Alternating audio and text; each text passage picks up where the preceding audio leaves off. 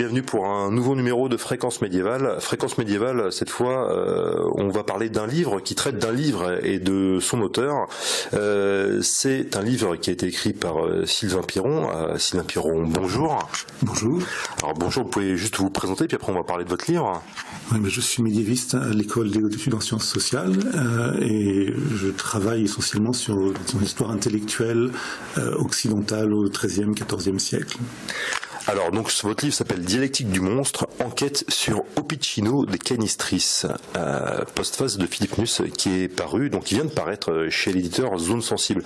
Un livre hors norme, un peu comme son sujet d'ailleurs, parce que c'est un livre où il y a énormément d'images dans ce livre, énormément d'images tirées d'un manuscrit réalisé justement par ce fameux, pas trop fameux justement, Opicino de Canistris, avec notamment une couverture qui est assez étonnante parce que ça donne en fait, c'est un facsimilé d'une page de l'ouvrage. Alors, pourquoi vous êtes intéressé à ce personnage en particulier? Est-ce qu'on peut en parler un petit peu? Oui, mais c'est un personnage en fait qui est assez connu mais mal étudié, qui est connu depuis près d'un siècle, depuis qu'on a justement découvert l'un des deux manuscrits au Vatican. Qui fascine parce que les dessins qui sont présents dans le manuscrit sont tout à fait hors normes, comme vous disiez, et très mal étudiés parce qu'on ne sait pas comment l'aborder. Donc en deux mots pour situer le personnage, il s'agit de quelqu'un dont on connaît très bien la biographie puisque lui-même dessine et écrit son autobiographie. Donc il dit tout ce qu'il faut savoir sur lui. On sait qu'il est né un 24 décembre 1296 dans une petite ville près de Pavie. Il est d'une famille de Pavie. Il devient prêtre et il se retrouve donc, dans une famille guelfe, donc favorable au pape, dans un moment de tension très grande entre guelfes et gibelins, et un moment même de crise politique terrible, qui l'amène à s'enfuir de Pavie et à trouver refuge à Avignon. Avignon où il obtient un poste de scribe à la pénitencerie pontificale, donc un poste assez important, et en tant que scribe, donc il écrit pour le pape, et à un certain moment, pour des raisons mystérieuses, en 1334, donc il a 38 ans, il a ce que lui décrit comme une maladie. Il en parle. Les symptômes qu'il décrit ne suffisent pas médicalement à dire ce que c'était. Il a perdu connaissance pendant une dizaine de jours, il est resté paralysé d'un bras droit pendant quelques mois, il a perdu la mémoire, et il est sorti de cette expérience transformée, et c'est après cette expérience qu'au lieu de continuer à écrire des documents officiels pour la papauté, il s'est mis à faire des dessins, des diagrammes très étranges, tout à fait hors normes.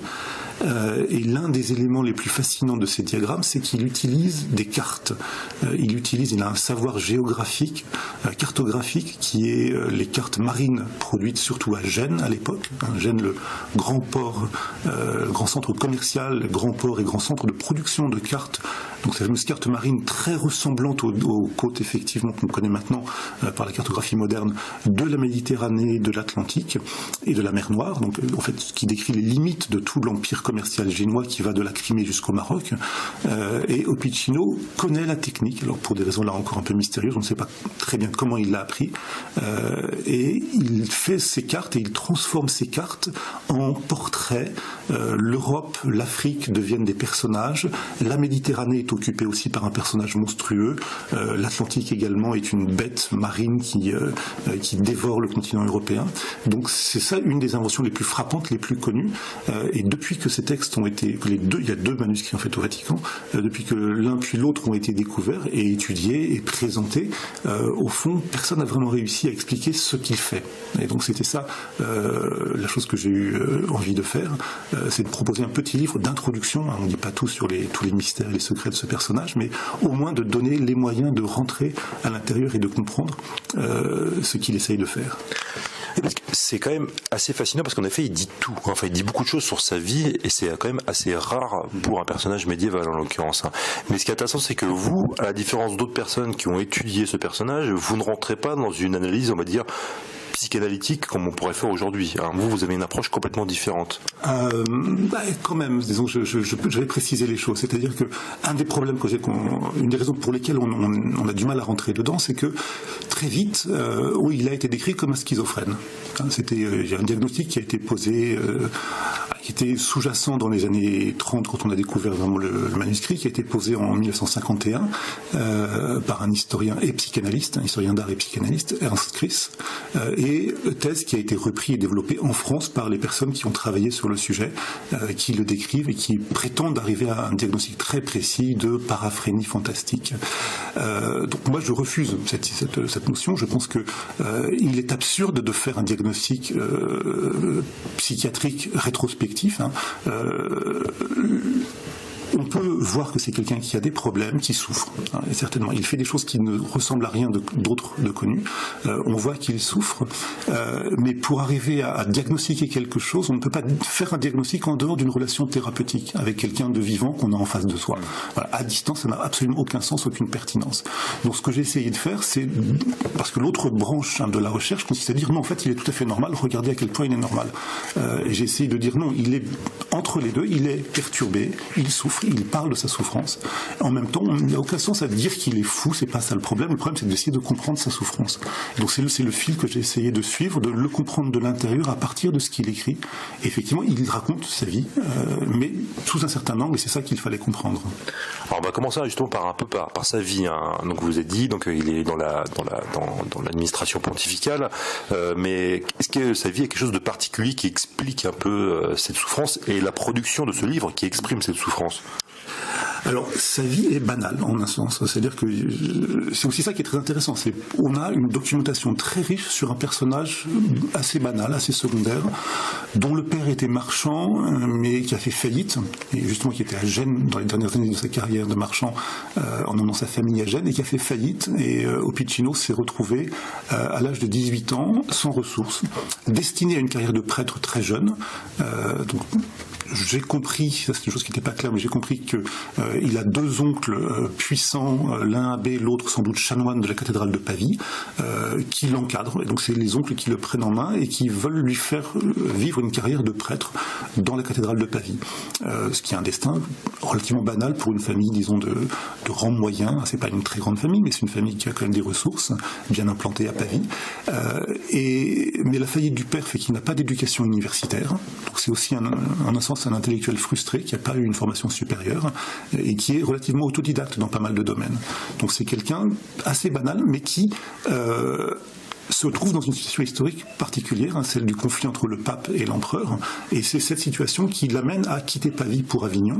Et encore une fois, Avignon, il fait une carrière relativement, banale, mais d'assez haut niveau, en écrivant des textes de théologie pour le pape, en faveur du pape. Et le pape est content d'avoir un soutien, surtout d'un soutien qui vient d'une ville prise par l'empereur, Pavie, et qui lui donne un poste relativement important. Donc c'est une carrière relativement banale.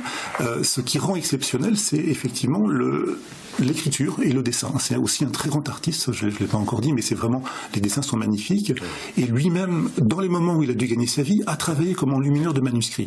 Il avait un talent, peu de formation dans le domaine, mais un talent très très grand. Mais lui avait sa carrière de prêtre, mais savait aussi dessiner. Et donc c'est après la maladie, il a réussi à combiner les choses et à écrire et dessiner à la fois ses œuvres exceptionnelles qui expriment son histoire psychique. C'est-à-dire que c'est son histoire intime qui est mise en jeu. Il est un témoin assez banal d'un moment particulièrement intéressant de l'histoire occidentale. Et ce qui est passionnant, c'est qu'il la montre de l'intérieur, comment lui la ressent, lui la perçoit. Alors justement, en fait, qu'est-ce qu'il raconte dans ce manuscrit? C'est à destination de qui? C'est un manuscrit personnel, en fait, qu'il a montré à personne, qu'il a gardé dans un coin? Exactement. Il y a un passage où il dit cette œuvre n'a été montrée à personne jusqu'à présent. Certains l'ont vu, mais lui n'a pas expliqué de quoi il s'agissait. Donc en fait, il y a deux manuscrits, donc je peux décrire un petit peu. Il y a un manuscrit qui consiste en grandes planches de parchemin, des planches entières, qui ne sont pas reliées, donc c'était juste plié dans un porte-document. Mais comme 27 planches, 52 donc dessinées des deux côtés, un recto verso, et j'ai compris là aussi qu'il y a des rapports souvent entre le recto et le verso d'une planche, des choses très étranges, donc je vais décrire un tout petit peu, et un deuxième manuscrit qui est plus un registre de papier, comme ce que pouvait être un registre de chancellerie, un registre, mais personnel, avec des réflexions personnelles, et de plus en plus, à mesure qu'on avance dans ce registre, des dessins, des cartes qui envahissent tout l'espace. Alors de quoi il est question dans ces dessins, dans ces cartes? En fait, ce sont essentiellement des représentations de l'Église. C'est assez étonnant comme façon de faire, mais ce sont des descriptions de l'Église et de la chrétienté. Très complexe, c'est rempli d'allégories, c'est rempli d'éléments assez mystérieux qui mettent en série des éléments cartographiques et des éléments astrologiques. L'astrologie n'est pas très importante, mais elle entoure toujours les cartes. Il y a toujours en permanence des symboles. Certains des dessins les plus riches représentent les signes du zodiaque sous la forme d'animaux peints en couleur. Donc il y a des choses très variées, plein de modèles, mais le sens n'est pas évident. Et les textes qui sont écrits autour ou à côté parlent de sa vision de l'Église, alors de ses problèmes personnels de prêtre. C'est ça peut-être le nœud sur lequel il faut arriver, c'est le nœud de la souffrance, c'est sa souffrance de prêtre. Puis sa théorie de l'Église, comment il voit l'Église, comment il perçoit l'Église et le monde, de son point de vue à lui. Alors on va commencer par l'Église justement, parce que faut bien comprendre, pour que les auditeurs de Fréquence Médiévale comprennent bien, c'est que quand un prêtre ou quelqu'un du Moyen-Âge parle de l'Église, il ne parle pas juste de l'Église, de l'institution ecclésiastique, c'est beaucoup plus large en l'occurrence. Oui, l'Église c'est le monde, c'est-à-dire l'Église c'est la forme par laquelle dans le monde on a accès à Dieu. Alors on est à un moment, donc c'est l'Église d'Avignon, c'est bien ça qu'il faut aussi expliquer, on est exactement dans le contexte de l'installation des papes à Avignon, donc après le grand conflit entre la papauté et le roi de France sous Boniface VIII et Philippe le Bel, les papes se sont installés avec Clément V, puis surtout avec Jean XXII qui lui s'installe dans la ville d'Avignon. La papauté est installée à Avignon, et une papauté d'Avignon qui veut reconquérir l'Italie à une époque où les villes de Lombardie, de toute l'Italie du Nord, ont constitué une ligue gibelline pour essayer de réinstaller un empereur. Donc et cet empereur, donc Louis de Bavière, essaye de reprendre le pouvoir, se fait couronner à Rome en mettant sur place un antipape contre Jean XXII. Donc c'est vraiment une crise très forte au sein de l'unité chrétienne, et Opicino est à l'épicentre, puisque Pavie a été un temps la capitale de Louis de Bavière, l'empereur qui s'opposait à Jean XXII. Et ce que je démontre, c'est qu'un des textes d'Opicino écrit justement sur la question du pouvoir dans l'Église, qui a le pouvoir sur terre, est-ce que c'est le pape ou l'empereur, il s'oppose à Marsile de Padoue, qui était le grand philosophe défendant le pouvoir de l'empereur, et Opicino a été donc lui petit prêtre de Pavie, s'est opposé à Marsile, donc le maître philosophe de l'Université de Paris. Donc il est en plein dans ce conflit, et cette Église, donc pour lui, c'est beaucoup plus que simplement une institution qui joue un rôle secondaire, c'est la chose qui englobe l'unité du monde vécu, et c'est par l'institution, par l'Église, qu'on peut avoir accès à Dieu. C'est une vision très très forte, et lui est tout à fait dans la ligne de Boniface VIII, c'est-à-dire que le pape a tous les pouvoirs sur terre. Le pape est le vrai seigneur du monde, et il a une vraie dévotion, un vrai amour de la papauté et du pape. Il a des liens très forts avec les papes successifs, avec Jean XXII et puis Benoît XII. Donc la papauté, c'est la forme à la fois religieuse et politique du monde pour lui. C'est ce qu'on appelle la théocratie pontificale en l'occurrence. Mais évidemment, pour eux, enfin pour quelqu'un comme Opicino, s'il y a deux églises, s'il y a deux papes, c'est quelque chose ne va pas en l'occurrence. Le monde va mal. Le monde va très très mal, le monde est perturbé, et en particulier, c'est la Lombardie, et c'est la ville de Pavie d'où il vient, qui est occupée par les armées de l'empereur, et il vit un déchirement. Pour lui, il ressent la situation comme une vraie guerre civile. Et ce qui lui arrive après sa maladie, il change de position. Il ne se considère plus comme un guelfe engagé contre les Gibelins, mais au contraire, il veut arriver à une vision réconciliée du monde. Et au fond, c'est ça la structure générale de ces dessins. Il y a soit des dessins où les cartes sont visibles, on voit les cartes des continents, du monstre qui occupe la Méditerranée, et c'est l'image du conflit terrestre. C'est l'image il y a des luttes, toutes sortes qu'on peut interpréter de façon différente, mais le monde a une forme tordue. Si on met un corps dans l'Europe, on voit que le corps est un peu tordu. Et donc c'est ce corps déformé, tordu, qui souffre, qui est en lutte contre le diable, contre les forces négatives, qui est ce monde terrestre. Et il superpose quelque chose qu'il reprend aussi de la cartographie, qui sont les cartes des lignes de vent. C'est-à-dire dans la cartographie marine, on dessine toutes les directions de est, sud, nord-ouest, etc. Donc il y a les 16 lignes de vent, enfin 16 directions.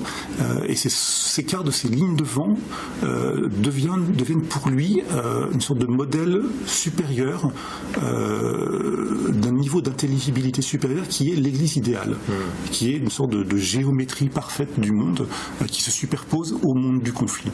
Donc il utilise des ressources purement cartographiques pour penser comment l'Église supérieure peut dépasser ce genre de conflit. Et le point crucial, donc juste pour terminer sur ce point de l'Église, c'est il a une idée qui lui est propre, mais qui est très originale et très étrange en un sens, mais en même temps très compréhensible. Il parle de l'église miroir. C'est un mot, une expression qu'il utilise. Église miroir qui n'est pas commun du tout et qui veut dire une chose très forte, c'est que pour lui, on ne voit Dieu que dans le miroir de l'église. Et donc au fond, c'est ça la chose que je découvre dans le livre, c'est une enquête pour essayer de comprendre le sens de ses dessins qui me montre finalement que Opicino est un mystique qui ne voit pas Dieu, un mystique qui voit l'église, qui voit une sorte d'église mystique dans laquelle se reflète la divinité. Et c'est vraiment le sommet de cette idée qu'on accède à Dieu que par l'Église, qui est une idée donc de forme de théocratie, ce qu'on appelle théocratie pontificale, extrêmement forte et qui donne des résultats très troublants et très beaux visuellement aussi, mais très étranges pour nous. Est-ce que chez lui, parce que quand même au fin XIIIe siècle, début XIVe siècle, il y a quand même de grands textes eschatologiques. Est-ce qu'il y a une dimension eschatologique? Est-ce que Opicino pense en fait craint la fin du monde ou l'arrivée de la fin du monde avec cette église en fait et ce monde mal en point? Alors c'est un peu étrange à dire, mais c'est très important et il n'en parle pas. Et je crois qu'il n'en parle pas parce qu'il se situe après la mort de l'Antéchrist. C'est-à-dire qu'il est dans la fin des temps. Il est dans ce moment de la fin des temps. Il a attendu, comme beaucoup, il a attendu l'Antéchrist et visiblement, dans certains textes annonçaient la mort de l'Antéchrist pour 1335, qui était une date. 1335 est une durée indiquée dans le livre de Daniel, qui est interprétée par certains comme une date apocalyptique. Et visiblement, pour lui, l'Antéchrist est mort. Et donc il est déjà dans l'au-delà. Il est dans une sorte ce qu'on appelle le nouvel âge, l'âge de l'esprit. Alors, il n'en parle pas exactement dans ces termes-là, mais il est dans une temporalité qui est suspendue. Par exemple, ça c'est une chose très frappante, il ne donne plus de millésime aux années. À partir de son accident, chaque année a un nom. Il donne des noms. Il y a l'année de l'attente, l'année du couronnement, l'année de la récompense. Donc il y a toute une série de noms, et souvent des noms très positifs, pour désigner les années. Donc les années, le temps tourne en rond, il y a une sorte de temps suspendu. Et voilà, il lui a résolu le problème en considérant qu'il est déjà quasiment dans l'au-delà. Il a certainement lu Joachim de Flore, en l'occurrence, vu que vous parlez d'âge de l'esprit. Il n'en parle pas dans ces termes-là exactement. Il n'a pas lu, je pense qu'il ne l'a pas lu, même si, et ça c'est aussi assez étrange, certains de ses dessins peuvent ressembler à des schémas de Joachim.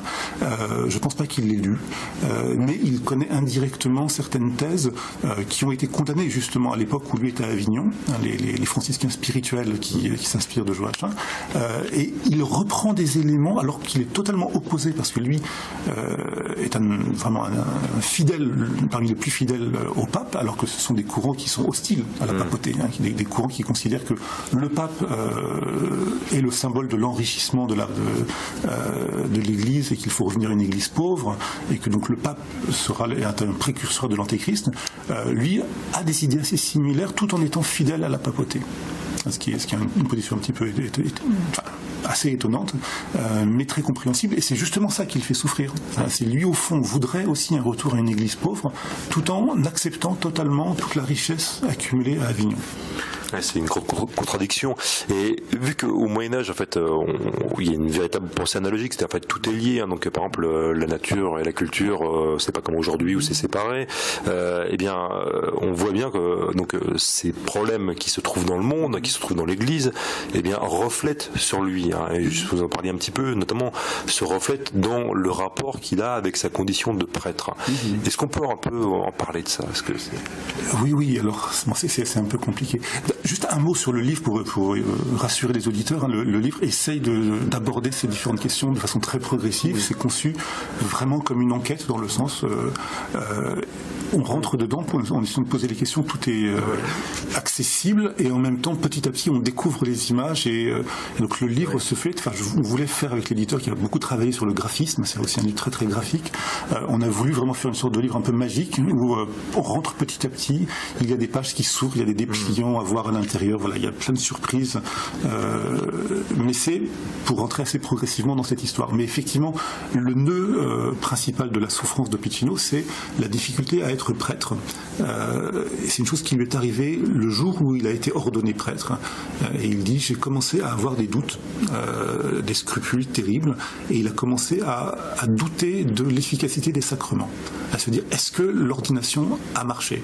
Est-ce que je suis bien ordonné prêtre ? Est-ce que l'évêque ne s'est pas trompé dans une formule ? Alors, il est à Pavie, qui est une ville sous interdit, ça veut dire une ville où on n'a pas le droit de célébrer certains sacrements, précisément comme l'ordination. Donc, il a dû sortir de la ville, ça a été compliqué. Alors, c'est sous interdit parce que le pape s'oppose à l'empereur. Exactement, oui. C'est la ville de Pavie est tenue par les Gibelins qui étaient hostiles au pape, et le pape a, donc c'est l'arme spirituelle du pape est de placer la ville sous interdit, donc d'interdire certaines célébrations. Donc, il doit quitter la ville pour pouvoir se faire ordonner prêtre ailleurs. Il a des doutes sur est-ce que ça a fonctionné, il a des doutes sur après lui, quand il dit les sacrements, est-ce que les formules sacramentelles sont efficaces, et c'est un doute qui le taraude et qui le fait souffrir. C'est vraiment ça l'élément central de sa souffrance. D'autant plus qu'en fait, là, comme vous avez dit tout à l'heure, pour lui, on accède à Dieu que par l'Église, donc par lui en l'occurrence. Exactement. Donc c'est la chose qui est terrible, c'est que dans le sacre, c'est la théorie des sacrements. Ce qui est passionnant, c'est que c'est quelqu'un qui révèle les contradictions de l'Église médiévale. Et la théorie du sacrement dans l'Église, c'est que c'est le Saint-Esprit qui agit par l'intermédiaire du prêtre. Le prêtre n'est qu'un instrument. Mais en même temps, le prêtre en tant qu'instrument doit dire correctement la formule. Et la formule, même c'est un peu comme une formule magique, mais la formule dit je. La formule dit ego te baptizo. Je te baptise. Donc le prêtre doit dire je, et en même temps, c'est pas lui vraiment qui baptise, parce que c'est l'Esprit qui passe par lui qui le baptise. Voilà. Et donc, et dans le cas de Piccinno, c'est vraiment ça qui crée un trouble très profond. C'est qui suis-je, que fais-je exactement ? Est-ce que c'est moi ? Est-ce que c'est pas moi ? Est-ce que ça marche ? Il y croit, il n'a absolument aucun doute. Il ne faut pas du tout penser qu'il est hétérodoxe de ce point de vue-là. Il n'a aucun doute sur les sacrements. C'est juste qu'il se demande si lui arrive à les performer correctement. C'est là sa souffrance. Il cherche une solution, et à la fin, ce qu'il fait dans ses dessins, dans ses grandes cartes, dans cette vision de l'Église, c'est il résout le problème en s'identifiant au peuple chrétien. Il y a des phrases alors il a plusieurs niveaux d'identification, c'est pas une mégalomanie au sens pathologique du terme, pas du tout.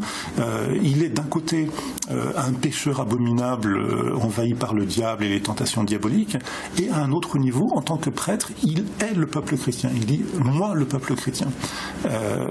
Pour résoudre justement ce problème du je, ego qui suis, c'est vraiment une question qui vient. Vous verrez, il y a des pages où on reproduit vraiment cette phrase.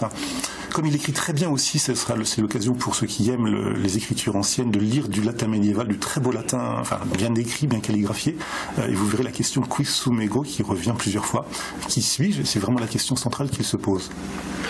Et justement par rapport à ça, donc vous dites c'est révélateur donc des contradictions de l'Église. Est-ce qu'on peut, à partir de ce cas particulier de Piccinno, penser des généralités par rapport à d'autres prêtres qui auraient pu avoir en fait ce genre de contradiction aussi? C'est compliqué, c'est-à-dire que c'est un cas exceptionnel qui révèle des tensions. Alors, il nous amène à penser qu'effectivement, beaucoup de prêtres ont dû avoir le même genre de problème, l'ont surmonté. On comprend pourquoi certains sont devenus dissidents. On voit très bien pourquoi.